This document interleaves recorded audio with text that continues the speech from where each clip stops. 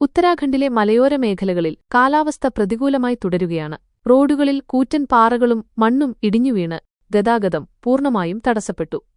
ഉത്തരാഖണ്ഡിലെ സോൻപ്രയാഗിനടുത്താണ് വലിയ തോതിൽ മണ്ണിടിഞ്ഞത്. ഇതേ തുടർന്ന് കേദാർനാഥിലേക്കുള്ള യാത്ര താൽക്കാലികമായി നിർത്തിവച്ചു. മണ്ണിടിച്ചിൽ മൂലം റോഡ് പൂർണ്ണമായും തടസ്സപ്പെട്ടതിനാലാണ് തീർത്ഥാടകരോട് യാത്ര താൽക്കാലികമായി നിർത്തിവെക്കാൻ അറിയിച്ചിരിക്കുന്നത്. മണ്ണിടിച്ചിൽ മേഖലയ്ക്ക് സമീപം കുടുങ്ങിയ 40ഓളം ഭക്തരെ സംസ്ഥാന ദുരന്ത നിവാരണ സേന രക്ഷപ്പെടുത്തി.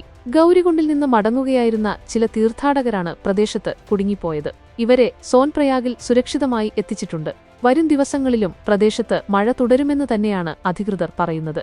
കനത്ത മഴയ്ക്ക് സാധ്യതയുള്ളതിനാൽ ചമോലി, രുദ്രപ്രയാഗ്, ഉത്തരകാശി, ബാഗേശ്വർ, പിത്തോറഗഡ് തുടങ്ങിയ പ്രദേശങ്ങളിൽ ഓറഞ്ച് അലർട്ടും പ്രഖ്യാപിച്ചിട്ടുണ്ട്. അതേസമയം ജൂലൈയിൽ രാജ്യത്തിന്റെ മിക്ക ഭാഗങ്ങളിലും സാധാരണയിൽ കൂടുതൽ മഴ ലഭിക്കുമെന്ന് കാലാവസ്ഥാ വകുപ്പ് കഴിഞ്ഞയാഴ്ച മുന്നറിയിപ്പ് നൽകിയിരുന്നു.